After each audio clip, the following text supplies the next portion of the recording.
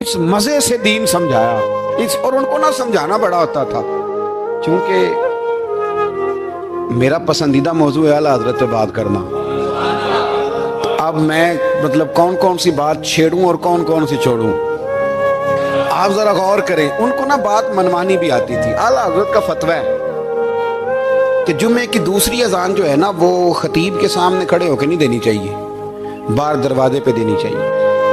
اعلیٰ حضرت رحمت اللہ علیہ نا جبل پور چلے گئے، سفر تھا، وہاں آپ کے دو خلفاء تھے، باپ بیٹا، مولانا عبدالسلام بھی خلیفہ تھے، مفتی برہان اللہ ان کے بیٹے وہ بھی خلیفہ تھے۔ فاضل بریلوی جب وہاں پہنچے نا، عالم وہ نہیں ہوتا کہ جو بات لچھے دار تقریر کر کے تو گزر جائے، عالم وہ ہوتا ہے جس کو بات کرنی بھی آتی ہو اور ذہن میں اتارنی بھی آتی ہو۔ وہ شخص ہے جو پختہ علم رکھتا ہو، اسے پتا ہو کہ کس حکمت کے ساتھ لوگوں کو بات سمجھانی ہے۔ کلم الناس علی قدر عقولہم، اگرچہ مدرسین کی بھی بڑی بات ہے، لیکن ٹھہر ٹھہر کر طریقے سے پیار سے ہمارے بزرگ سمجھاتے تھے۔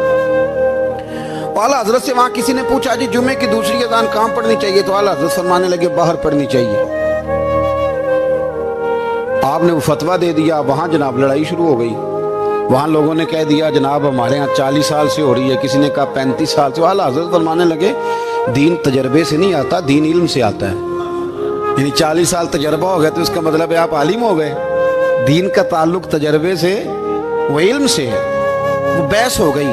اعلیٰ حضرت نا انگریز کی عدالت نہیں جاتے تھے، فرماتے تھے عدالت تو وہ ہوتی ہے جہاں عدل ہوتا ہے، آپ اس کو کچہری کہتے تھے، عدالت کہتے ہی نہیں تھے، اور کبھی گئے ہی نہیں تھے۔ انہوں نے مقدمہ کرا دیا، اعلیٰ حضرت پرچہ کٹوا دیا، جی مولانا نے فساد کرا دیا۔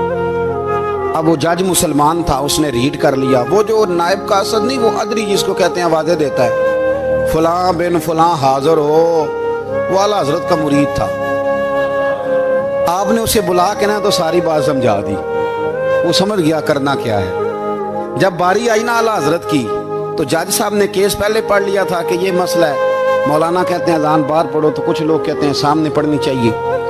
اس نے کہا بھی بلاؤ مولانا رضا علی خان ولد نقی علی خان۔ وہ کہنے لگا کھڑا ہو کے نا جج کے سامنے، کانوں میں دونوں بالکل جج کے آواز دینی تھی نا باہر جا کے، تو جج صاحب کے سامنے جج صاحب کی طرف منہ کر کے کہنے لگا مولانا رضا علی خان ولد نقی علی خان حاضر ہو، اور جج کہنے لگا بیوقوف باہر جا کے کہنے لگے یہی تو میرے پیر کہتے ہیں، یہی تو وہ فرماتے ہیں کہ خطیب تو آیا بیٹھا جمعہ پڑھانے، وہ تو آیا ہوا ہے، باہر جا کے کہے جو نہیں آئے انہیں بھی پتہ چل جائے کہ جمعہ پڑھنا ہے، یہی تو وہ کہتے ہیں۔ وہ جج کہنے لگا مولانا کو آنے کی ضرورت نہیں، وہ جو بھی کہہ رہے ہیں ٹھیک ہی کہہ رہے ہیں، وہ ٹھیک کہہ رہے ہیں جو بھی کہہ رہے ہیں۔ انہوں نے فکری طور پر لوگوں کی تربیت کی، انہیں بات سمجھانے۔ ایک مولانا نے کہہ دیا کہ نبی پاک صلی اللہ علیہ وسلم کو تو غیب کا علم ہی نہیں، تو اعلیٰ حضرت فرمانے لگے تو بتا اگر نہ ہو حضور کو غیب کا علم تو تیرا کیا فائدہ ہے؟ سوچنے کی بات ہے نا بھائی، کوئی اختلاف نہیں، لیکن کسی کا کیا نقصان ہے اگر اللہ اپنے نبی کو غیب کے خزانوں کی چابیاں دے؟ ہے کسی کا نقصان؟ عجیب فلسفہ ہے نا۔ میں سفر کرتا رہتا ہوں تو بچے میپ لگا لیتے ہیں، اس کو غیب ہے کدھر جانا ہے کدھر نہیں جانا، لے جاتا ہے کہ نہیں، لیفٹ ہو جاؤ رائٹ ہو جاؤ، کس نے بتایا اسے؟ اس کی بات ماننا اسلام کے کفر۔ اللہ اکبر، الجھ گئی نا بات۔ پھر وہ بتاتا ہے کہ آپ 5 گھنٹے 4 منٹ میں فلاں جگہ پہنچ جائیں گے، تو اتنی دیر میں بندہ پہنچ جاتا ہے این ٹائم پہ، تو یہ بات ماننا اسلام کے کفر۔ لیکن مجھے افسوس اس بات کا ہے کہ ڈاکٹر کا الٹرا ساؤنڈ ماننے والے، میپ کی باتیں ماننے والے، کل اتنے بجے بارش ہو جائے گی یہ ماننے والے، اگر کہا جائے کہ رسول پاک نے یہ غیب کی خبر دی ہے تو لوگ اڑ جاتے ہیں۔ اعلیٰ حضرت فرماتے ہیں یوں نہ کرو جسے کوئی سائنسدان پڑھائے، اگر وہ بہت ساری باتیں بتا سکتا ہے تو جسے رب رحمان پڑھائے۔ رحمان علم القرآن خلق الانسان، میں تم بات ہی نہیں مانتے؟ فاضل بریلوی نے الدولت المکیہ پوری کتاب لکھی ہے، اور آپ فرماتے ہیں اللہ نے سب سے زیادہ غیب کی خزانوں کی چابیاں اپنے نبی کو عطا فرمائی ہے۔ تو آپ نے ہر محاذ پر حضور کی شانیں بیان فرمائی، نبی پاک کی عظمتوں کے تذکرے کیے۔ آپ نے فرمایا کہ اولیاء اللہ، صوفیاء، بزرگ، ان پر تنقید نہ کرو۔ ہمارا نا آج مزاج بن گیا ہے، میں اکثر کہتا ہوں کہ لوگوں کا ذائقہ خراب ہو گیا ہے۔ یہ جو لوگ کہتے ہیں نا نماز میں دل نہیں لگتا، محفل میں سرور نہیں آتا، ہم جب اینک تنقید کی لگا کے جاتے ہیں تو کیسے مزہ آئے گا؟ جب ہم سامنے والے کو اچھا ہی نہیں سمجھ رہے، سب سے اچھے ہم خود ہیں۔ میں اکثر کہا کرتا ہوں کہ جب تک ہم थोड़ा सा नीचे बैठ के ऊपर नहीं ना देखते बंदे, हमें बड़े नजर नहीं आएंगे, छोटे छोटे नजर आएंगे, हम हमेशा ऊपर खड़े होकर नीचे देखते हैं। मेहरबानी फरमाएं। बड़ी शानदार बात लिखी आला हजरत बरेलवी ने मलफूजात शरीफ में। आप फरमाते हैं दो बड़े जबरदस्त कारी थे, तलफ़ुज़ अच्छा ही होना चाहिए, लेकिन इसका ये मतलब नहीं कि फिर आप सब पे तनकीद ही करते रहें। तो आला हजरत फरमाते दो कारियों ने ना एक बुजुर्ग के पीछे नमाज पढ़ी, तो उनके ना कुछ कवायद मुस्तहब, कुछ कवायद ठीक नहीं थे। तो कहने लगे शोहरत तो बड़ी सुनी थी, पर बाबे को तो कुरान भी सही नहीं पढ़ना आता। ये आला हजरत ने लिखा है, छोड़ो जो ये भी को बली है। फरमाते हैं बस मुस्तहब कवायद ठीक नहीं थे, जो चीजें जरूरी हैं वो ठीक पढ़ते थे बाबा जी। अब उन दोनों ने तनकीद की दिल में और बाहर निकल गए, एक दूसरे से कहने लगे यार कितना सोच के आए थे, पर ये तो कुरान पाक भी ठीक नहीं पढ़ते। अब मौसम था थोड़ा सा ऐसे ही मोतदिल मौसम था, ना ज्यादा गर्मी थी ना ज्यादा सर्दी थी। करीब एक झील थी, कपड़े उतारे, तहमदे बांधी और झील में घुस गए नहाने के लिए। एक शेर आया तो कपड़े उठा के ले गया। अब बंदा पानी में कितनी को देर रह सकता है, मौसम भी मोतदिल था, बड़ी गर्मी में भी बंदा ज्यादा नहीं रह सकता। ठिठरने लगे, परेशान हो गए, कांपने लगे, जाएं तो किधर जाएं, बड़े परेशान। अब शेर बैठा है सामने और पहाड़ी के ऊपर वो बैठा, कपड़े लेके आला हज़रत फाज़िल बरेलवी रहमतुल्लाह ताला अलैह फरमाते हैं किसी ने जाके बुजुर्गों को बताया कि वो आपके मेहमानों के कपड़े ले गया शेर। तो ठिठर रहे, वो बुजुर्ग आए और आके ना तो शेर को आवाज दी, अल्लाह हर मुश्किल दी कुंजी यारो हाथ मर्दां दे आई। शेर को आवाज दी, कहने लगे इधर आए ना। वो आया तो थपकी दी। फाज़िल बरेलवी ने हुकूक वालिदैन पे लिखा, हुकूक औलाद पे लिखा, उस्ताद के हुकूक पे लिखा, शागिर्द के हुकूक पे लिखा, आला हज़रत ने पड़ोसियों के हुकूक पे लिखा, फाज़िल बरेलवी रहमतुल्लाह ने पीर और मुरीद के हुकूक पे लिखा। आला हज़रत ने शर्तें बयान की, मुरीद किसका होना है, शराइत। फरमाया सबसे पहले 4 शर्तें देखो फिर बैत करना। पहली बात ये कि वो बंदा इतना आलिम है कि जरूरत के मसले बता सके, जाहिल की बैत जायज नहीं। और दूसरे नंबर पे फरमाया ये भी देखो कि एलानिया गुनाह तो नहीं करता, जाहिरी तौर पर शरीयत का पाबंद है। तीसरे नंबर पर ये देखो उसका सिलसिला मुत्तसिल है, बाकायदा किसी से मुरीद हुआ है, सिलसिला ऊपर तक सही चल रहा है। और फरमाया चौथा ये जरूर याद रखना कि खलीफा मजाज हो, किसी शेख कामिल ने उसे इजाजत भी अपनी मर्जी से ना मान के बैठ गया हो कि मुझे तवीज़ मिल गए हैं, ये ना हो। फरमाया इन चीज़ों को देखो और फिर पूरी पाबंदियां लगाई। किसी ने पूछा पीर और मुरीदनी का पर्दा है, तो आला हज़रत फरमाने लगे नबी पाक की जो बीवियां हैं ना वो मोमिनों की माएँ हैं, उनको कुरान ने माँ का है, तो अगर उस माँ का बेटे से पर्दा है तो फिर मुरीदनी का पीर से पर्दा क्यों नहीं।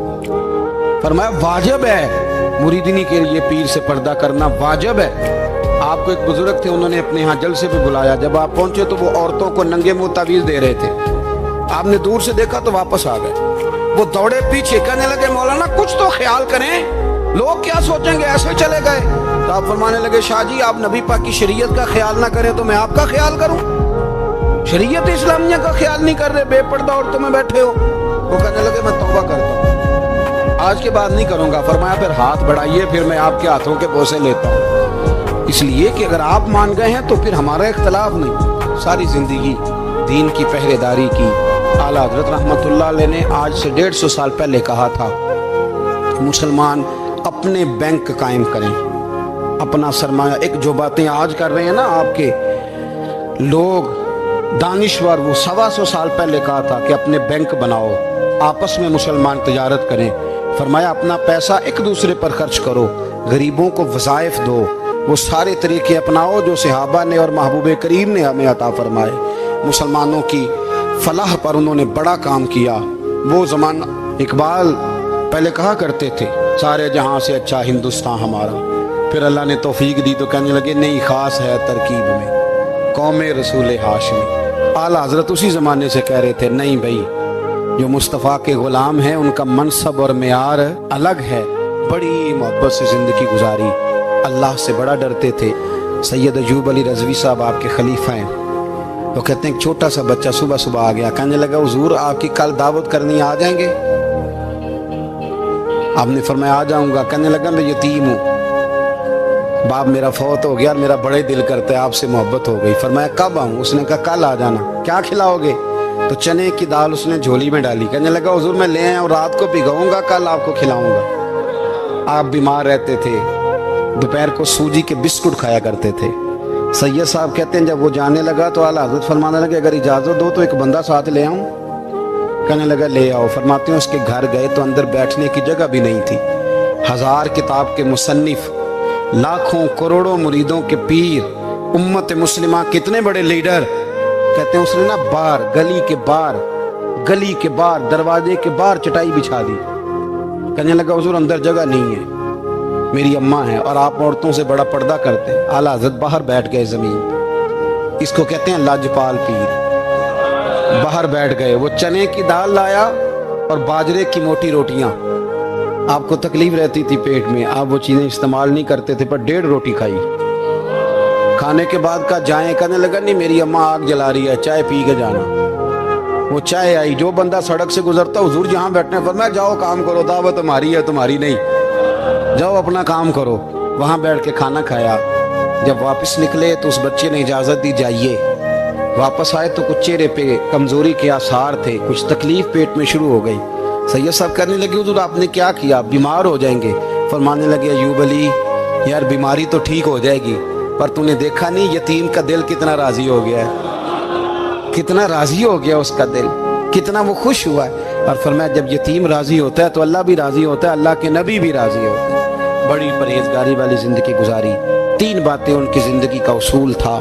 ایک فرماتے تھے تمسک بالدین کرو، مضبوطی کے ساتھ دین کو پکڑ لو، اور دوسرا فرماتے تھے جو اللہ رسول کے دشمن ہیں ان سے ہمیشہ بچو، جو ذرا بھی کہیں بے ادبی کرے اس سے پرہیز کرو، اور تیسرے نمبر پہ فرماتے تھے اگر سکھی جینا چاہتے ہو تو عشق رسول میں جینا سیکھو، ورنہ دنیا سے تو پیار ہو ہی جائے گا، دولت سے تو ہو ہی جائے گا، محبوب سے کرو گے تو زندگی سکھی ہو جائے گی۔